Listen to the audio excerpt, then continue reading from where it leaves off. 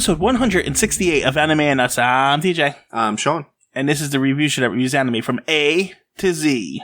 Sort of. Alright, so this episode we have Parasyte the Maxim. It's a Japanese science fiction horror manga series written and illustrated by Hitoshi Iwaki. It appeared in Kodansha's Morning Open Zokon and Monthly Afternoon magazine. That doesn't really make much sense to me. But it aired in the manga from 88 to 95, and the anime, I'm going to scroll down because there's a lot of numbers up in there, was October 9th, 2014 to 2015 March. 24 episodes. It was also apparently 2 live-action films. Oh. It was on Adult Swim and Toonami too, apparently. Yeah, I vaguely remember it being on there. So, okay. Premise. A couple, some parasites fall down and burrow into people and take over their bodies. The main character, Parasyte burrowed into his hand. He cut off the circulation and it is simulated in his arm instead of going up to his brain and maturing there. So it's their wacky adventures as a parasite for a right arm and a human brain controlling the body. Encountering other parasites that have most of them have simulated the brain and take control of the whole body, and they're eating people. They sure are. So they're confronting them. Sometimes they're fighting them. Sometimes they're running. A little bit of love in there. Sure, it is. I guess it is. Well, relationships formed on traumatic experiences. Happens. I guess. I didn't like it. You didn't like it? It was a little pretentious, especially towards the end. But in the same vein, when he was the main character was giving his pretentious speeches, especially in the last episode or two, sometimes, not always, he would end it with well, that's just what I think. Which is oh, okay, you're not telling me what to think, that's just how you think about this. The pretension didn't get to me as much as I have the same problem I have with Death Note. I recognize the quality of it, but I just don't think these animes are for me. That was pretty good, man. For a lot of episodes, they're just spinning their wheels, first of all. Yeah. And doing nothing. It didn't need to be 24 episodes. It could have been, I don't want to say 12, but it could have been 14, could have been 15. But then it's got this other problem where, characters die, but not the characters that are important to the plot. So everything becomes pretty predictable at a certain point. Yeah, but there are real risks. I mean, the main character nearly dies. Yeah, but gets healed, comes stronger, has huge scars. That's everything. His mother dies. His mother does die, but and then the parasite that killed his mother takes over her face and deals a death blow to him. And the only reason why he lived is because Miki, his parasite on his arm, detaches himself to heal him. I don't know. It's got that dark storytelling, that dark pretentious storytelling like Death Note does, and it's just not for me. That Seinen tag, man. Good. That Seinen tag. Good. Well, what does Seinen even mean? It's for edgy teenagers. That's funny. That's what it's for. Maybe I'm an edgy teenager. I don't know. But that's what it is. I just don't like these types of animes. They're super. Don't get me wrong. I see why people like them. I'm not doubting the quality and not saying it's not good or anything like that. I just don't think they're for me. It's dark for darkness' sake at points, and every death has got a philosophical meaning or something like that. And there's a point to everything in this. That is a bit. I don't think that's an issue with dark, edgy things. I think it's an issue with a couple animes that just happen to be attached to dark, edgy. No, you know what I mean? I was reminded a lot of Death Note when I was watching this. A little bit, yeah. The inner monologuing. Yeah. Yeah. And obviously the subject matter is different, but it's also the same. You know what I mean? And I don't know. It's there's death happening all around, but it's not really touching anything. Nothing feels touched. He's still going to high school. Yeah. Until the second to last episode, or I can't remember. He's oh crap, I forgot to go to school today, and he just laughs it off and keeps walking. High school was attacked twice by these things too, and it's just he actually commented after the first one, and he's we went back to school faster than you'd think.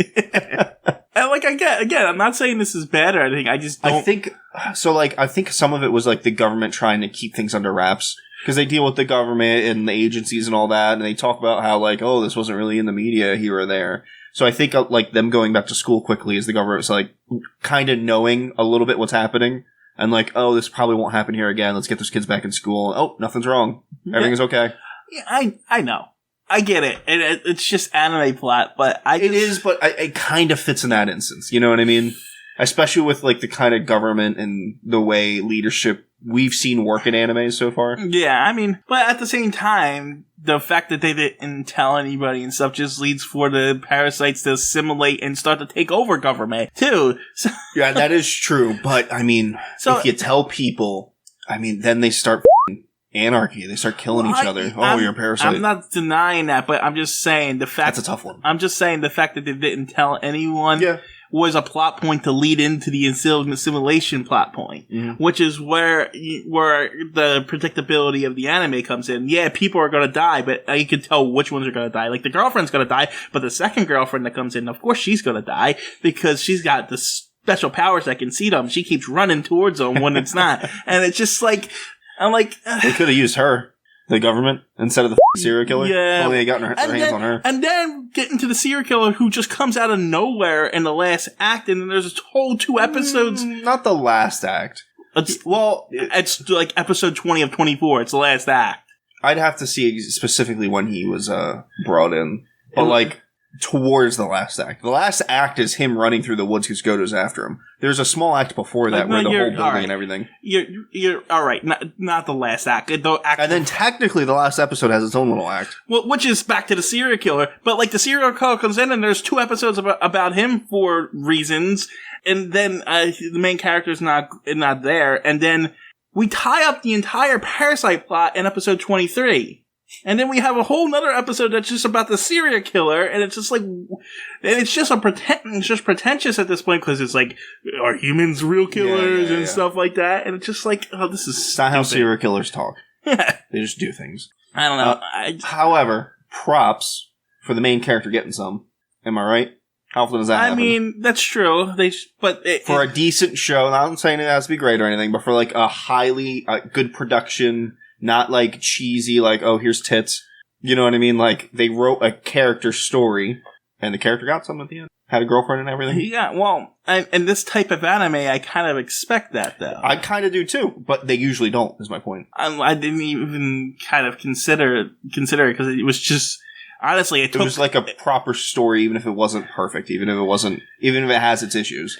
Right, I mean, like, there's a lot of stuff in this is told fine. It's perfectly serviceable. The story's fine and stuff, even though I really didn't like the main character. Mm-hmm. Thought he was annoying a lot of the time. Yeah, he was it was his inner monologuing about humanity and whether or not he should do this or do that, and whether or not Miki can kill people or not. And it's like, look, dude, relax. When it's self-defense, do what you gotta do. Like, and going to that, at the end, when he takes down the big parasite, he's qualms over having to kill it or not, because... And it's legitimately 10 minutes. Right. Of him talking to himself or talking to Miki about like whether or not we should actually deliver the finishing blow. And eventually decides yes because he's in love and he has something he wants to live for. Right, and he's constantly saying humans think all life is equal and stuff like that. And it's bullcrap because no, they don't. Not everyone thinks all life is equal. What about all the bugs that they kill and shit like that? And I eat cows. Yeah, exactly. And all the animals we eat and one thing that I thought was surprising that they didn't address is like the parasites are all like, you're not as high and mighty as you think you are because you kill things all the time. That would have been a better story if parrots were taken over. Yes. So like the parasites are like, humans aren't all high and mighty like they think they are because they kill just like we kill. Right. No, there's a difference. To the best of our knowledge, we kill things that don't have a higher intelligence similar to us. Right. If we knew cows could talk and, love their children, you know what I mean? We probably wouldn't kill them. Or at the very least, there'd be a huge uprising about it. Yeah, I mean, and there's... The parasites are killing people. You know what I mean? Like, we have conscious thought. And even within the animals, we don't kill all animals. Like, we treat some animals like... We have dogs. We don't eat dogs. I mean, I'm sure it depends on your culture, but like... Right. We have animals that we don't kill. Most people would be more upset if you killed their dog than if you killed their brother or something like that. And like, if horses are another thing, you don't see people just outright murdering horses. For the most part, I completely agree. However, go to France. Horses on the menu. Yeah, well, every restaurant. I'm sure you can go to any country. Yes, and you'll find something. And find something that's different. But like here in America, horses are. Yeah, it's not. I mean, I would say most of the first world. That's probably because it goes back to, but America in particular goes back to cowboys and stuff like that, and how we use horses as literary tool and stuff like that, as fantasy and stuff. But yeah, anyway, I've been complaining about this anime. Why don't you talk about something good about the anime? I like the story. I like the voice acting. I like the characters. It does a good job at, not for every episode, but at the end of a lot of the episodes, it has a good job at making you want to watch the next one. Oh, and I've talked about that once or twice before, right? Some animes do it, and it worked. Like, it's like, crap, I gotta watch the next episode. Like, it's on a cliffhanger. Yeah, it's very cliffhanger-y, but the problem is with that, there's a lot of episodes where nothing happens, and then they ended on a cliffhanger. Yeah. I think they're trying to slowly build you up to something, and it works sometimes, and other times it really doesn't. But that's the other thing. There is no real overall plot. You're just following this character and his life with this parasite. Mm-hmm. There's really nothing happening. And like towards the beginning, you thought there was going to be a goal of him like wanting to defend humans and seeking out these parasites to kill them all. That doesn't happen. No, not even slightly. Now, I mean, I guess kind of slowly there's a little bit of a one because like the Reiki girl with the child, she eventually becomes slightly more human and stops eating people. Well, let's talk about her. And before I get off point, she starts to care about her kid to the point where when she's dying, she's asked the main character to take care of the kid, blah, blah, blah. But at the end of the show, it seems like all the parasites are turning and deciding to eat regular food instead of people and change their internal structure so that they can do that. So, like, that could be seen as a little bit of an arc. Maybe. It's more of a background thing that just kind of happened, though. It was finished up in a prologue, essentially, in a couple of lines. But yeah, let's talk about her, because she's technically, I want to say, antagonist is not really a word for her. Why? Because, like, she's a parasite. Yeah, but she's not trying to kill him. You know what I mean? She's like, interested in research and data. It seems like all the parasites are like that, but some of them with their own experiences kind of go one way or another with it. Miki is more about just getting information. She seemed to be a little violent, getting information any way she can and doing experiments. Like, that's how Godo was created, the big bad guy. It's funny, because she's the only one that seemed to have a complete arc. Yeah. Out of everyone, I guess not the main character. He had an arc. Kind of? He eventually accepted, the way he's going to live life is he's going to defend himself and the people he loves. And he had a little bit of a struggle with that for a bit. And then he got the girl. I don't know, I count it. I guess. And, I don't know. Like, and then Miki dying and then not dying and then... Yeah, he probably should have died. Yeah, honestly, I think the anime would have been better if the main character died at the end. Yeah, but at the same time, I like seeing a story where the hero eventually triumphs. Yeah, but see, this is my problem with this anime. The tones kind of clash. It's like, here's your happy ending after all this blood and mayhem and stuff like that. But Dad's an alcoholic now. Yeah, all this terrible things happen. I think, honestly, it would have probably been a better ending if he tackled the serial killer off the roof and they both died. Yeah, maybe save the girl. Yeah. Mm-hmm. That way, that would have completed his arc right there. And maybe, like, as he's falling off, he goes to reach out with his right arm. Oh, Miki's not there, though. Right. All right, that would have been pretty good. Instead of Miki just saying, hey, I'm going away forever for reasons that I'm not going to explain, and then saving him at the end. Mm-hmm. Saving the girl, because the girl actually falls Which through. Happened off screen. He went to reach for the girl, couldn't reach for her. And then, like, the screen went to his face, crying, like, oh no. Mm-hmm. But Miki must have awoken and grabbed her real quick. Yeah. Which, I don't know why they didn't show it. It was almost like they want you to think maybe he didn't do it and he actually got there in time or something. Yeah, I don't know why. That's weird. Yeah. I don't know. I didn't like it. It was okay. I liked it. For me, it's like a 7. 7 or an 8. Out of all the crap we've watched, the music was great. Oh, that's the other thing I want to talk to you. The music completely clashes with the tone. Yeah, it really does. Like, there's the end of... But it worked for me. But like, I liked it. The ending where his mom gets her head decapitated, it ends and then it goes to this high-pitched, happy ending music, and it's like, what are you doing? You know, there are some animes that'll change the ending music for a specific episode or two because of something like that. They really could have benefited with that for that episode. Right, because they had the same jovial kind of music at the end of every episode. It's like, why is this ending here? This ending theme song? I mean, don't get me wrong, it was a fine song. It was a good song, and I think it worked really well for almost all the episodes. It was just like, it clashed with the tone a lot of the time. It almost felt like they kind of had an idea. They had a beginning, middle, and the end, but they didn't know how to connect it or put the or like how they wanted to what kind of anime they wanted to make.